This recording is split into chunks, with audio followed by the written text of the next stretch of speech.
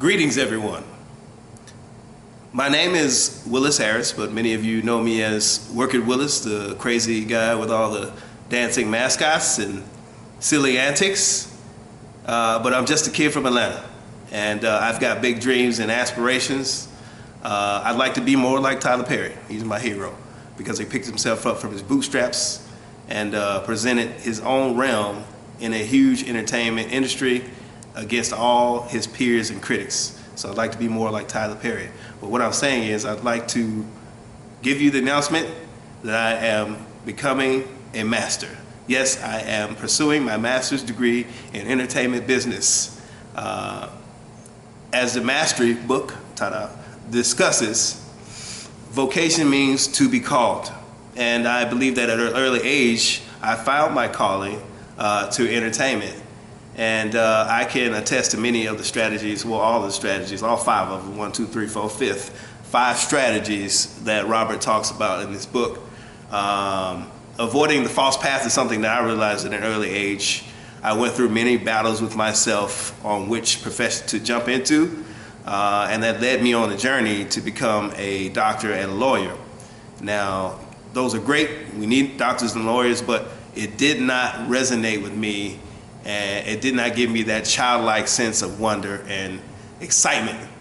I knew it was entertainment that was going to get me going from my first laugh that I received on stage. I stuck with it. We've come a long way from stages though, and so I too have evolved and adapted. He talks about that in this book. The strategy that most resonates with me is returning to your origins. Because like I said, I am a kid from Atlanta, and growing up in Atlanta, I grew up in extreme poverty, and I had extreme life hurdles to achieve success. So it was entertainment that both warmed my heart, but not only my heart, but the hearts of the fans and the hearts of the audience members, if using nothing more than providing a laugh. I completely determined that avoiding false paths was the road to success, and as a matter of fact, I have a philosophy on that. I believe that you get lost in order to find your way, and you find your way by getting lost. And I began my journey to overcome my greatest obstacle, which was finances. I grew up in an impoverished neighborhood. That journey took me on a route, like I said, to become a doctor and a lawyer. Not gonna work out for me because it did not give me that childlike sense of wonderment, excitement that Green discusses on page 28. Around the age of 12 years old, I had the opportunity to be funded and trained by Jane Fonda and her crew in Atlanta, and they put together a program for inner city youth in which they taught us creativity and acting on the fly, and I excelled at it. I loved it. It was then that I identified my primal uniqueness and my personal chemistry. He talks about it on page 31, but literally my mother was an artist and a poet before she became a mentally ill person. So it's literally in my chemistry.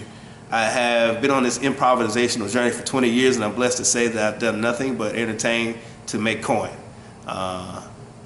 But my success is still not where I would like to be, and that's why I'm joining a mastery program to reach that next height, that next goal, find that new source of creativity, and like I said, create my own business. So what that will look like will be compiling all of my success and putting it together and coming up with a YouTube show that has characters, new characters that you've never seen before, and I'm going to use those new characters to raise my YouTube numbers and subscriptions and start moving the needle on financial gain. And that's what you're going to see over the next 3 weeks. And I've got one quote to leave you with. If you've accomplished a lot in life, do you look back and you say, I'm great, look what I did? Or do you look back and you say, you know what more can I do? I want to ask the question, what more could I do, YouTube? And thank you for joining me in that journey to mastery.